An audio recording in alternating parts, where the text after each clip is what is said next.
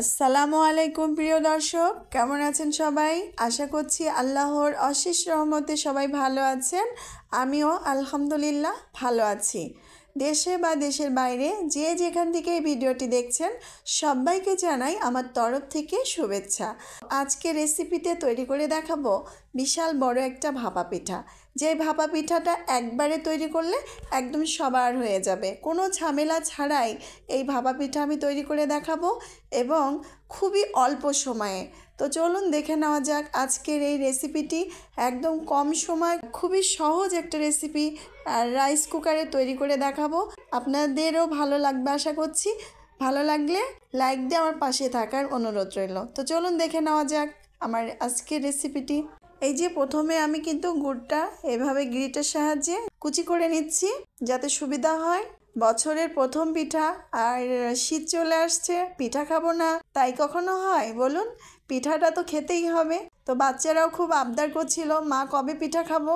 তো সেই জন্য ভাবলাম আটা যেহেতু ডিপ ফ্রিজেই রাখা ছিল আর এই পটে করে আমি সারা বছরই অল্প অল্প করে আটা রেখে দিই, আতপ চাউলের গুঁড়োটা আর আমি তৈরি করে রেখে দিয়েছিলাম ডিপ ফ্রিজে। আর আজকে সেটা বের করলাম যেহেতু ঘরে চাউলের গুঁড়াটা রেডি আছে তো ঝটপট তৈরি করে দিই বাচ্চাদের, বাচ্চারাও খুশি হবে আর খাওয়াও হবে সবাই মিলে। তো এখানে আমি 3 বাটি মতো আতপ চাউলের গুঁড়োটা নিয়ে নিয়েছি। আপনারা চাইলে সিদ্ধ চাউলের গুঁড়োটাও নিয়ে নিতে পারেন। এখানে স্বাদ অনুযায়ী লবণ দিয়ে দিলাম।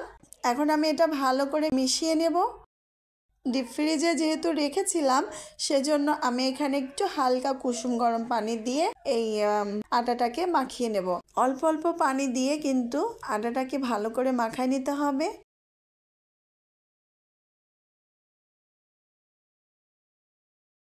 আর মাখানোর পরে এরকম মুঠ পেকে গেলে বুঝে নিতে হবে যে এই পারফেক্ট এই আটাটা মাখানো হয়ে গেছে।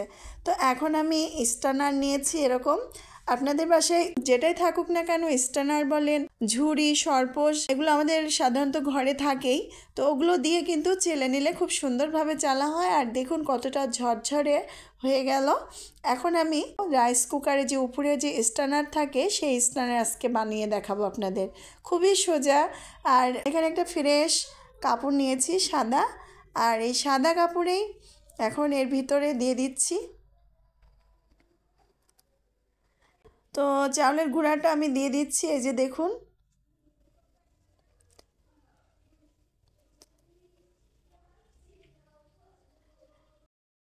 এক লেয়ার দেওয়ার পরে এখানে আমি দিয়ে দেব পাটালি,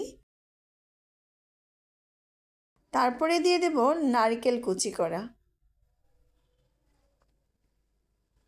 এর উপরে আবারও আমি একটু লেয়ার বসিয়ে দেব। এইভাবে আমি 3 লেয়ার বসাবো। আপনারা চাইলে যতটুকু পারেন এর থেকে বেশিও করে নিতে পারেন, আবার চাইলে একটু কমও করে নিতে পারেন।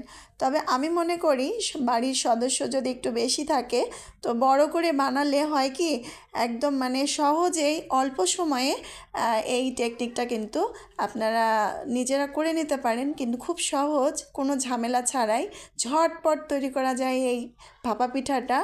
আর এই যে দেখুন আমি কিন্তু 2 লেয়ার দেওয়ার পরে উপরে একটু গুড় ছিটিয়ে আর একটু নারকেল ছিটিয়ে দিলাম। দেওয়ার পরে কাপড়টা দিয়ে ভালো করে ঢেকে এখন আমি রাইস কুকারে কিন্তু আগে থেকে পানিটা ফুটিয়ে রেখেছিলাম, এখন কিন্তু আমি দিয়ে দেব।